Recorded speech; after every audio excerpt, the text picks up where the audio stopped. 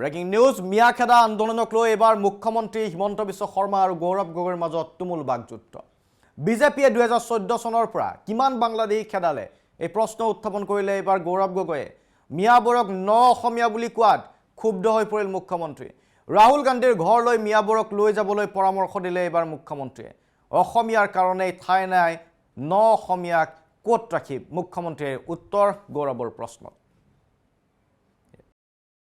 আমি দেখিছো যে একিটা দিন বাংলাদেশী নামৰ ৰাজনীতি হৈ আছে বাংলাদেশী কিমান ধৰিলে আজি তাৰিখত আমি তো প্ৰমাণ পোৱা নাই অবৈধ বাংলাদেশী কিমান তেওঁলোকে ধৰিলে কিমান পঠাইছে আমি তো তাৰ একো প্ৰমাণ কোনো তথ্য পোৱা নাই আৰু হেতু কংগ্ৰেছ দলত স্থিতি স্পষ্ট যে বাংলাদেশী নামত আমি অসমীয়া মানুহৰ ওপৰত ভাৰতীয় নাগৰিকৰ ওপৰত আমি অন্যায় অত্যাচাৰ হ'বলৈ নিদিওঁ এয়া হিন্দুৱে হওক মুছলিমে হওক বঙালী হিন্দু হওক বঙালী মুছলিমে হওক আমি অসমৰ বৰ অসমৰ যে আমাৰ এটা কল্পনা যি বৰ অসমত সকলোৱে ইয়াত এটা অংশীদাৰ হিচাপে আছে আমি এই বৰ অসমটো আমি ৰাখিবলৈ বিচাৰোঁ আৰু সেয়া বেছিভাগ অসমীয়া মানুহৰ আবেগ অসমীয়া মানুহে গম পাই গৈছে নিৰ্বাচন কাষ চাপিছে মুখ্যমন্ত্ৰী বিফল হৈছে মুখ্যমন্ত্ৰীয়ে আজি ৰাইজক চাকৰি দিয়াতকৈ বন্দুক দিবলৈ বিচাৰিছে বিজেপি আহি ক'লে যে 16 মে পিছত সকলোৱে টালি টোপলা বান্ধি গুচি যাব এতিয়া আমি জানিবলৈ বিচাৰিছোঁ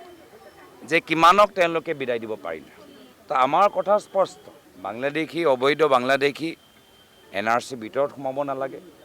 ভোটৰ তালিকাত সোমাব নালাগে অসমৰ পৰা অসম চুক্তি অনুসৰি অসমৰ পৰা বিদায় দিব লাগে সেইকাৰণে আমাৰ দিনত পেট্ৰলিং ওপৰত চৰকাৰে কিমান জোৰ দিছিল প্ৰায়তো তৰুণ গগৈদেৱে বৰ্ডাৰ পেট্ৰলিং ওপৰত কিমান জোৰ দিছিল তেওঁ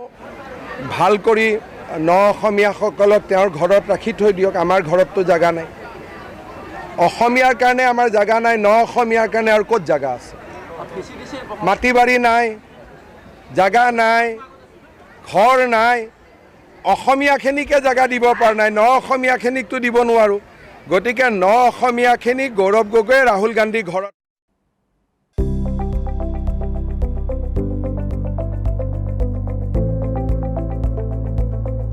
NB নিউজ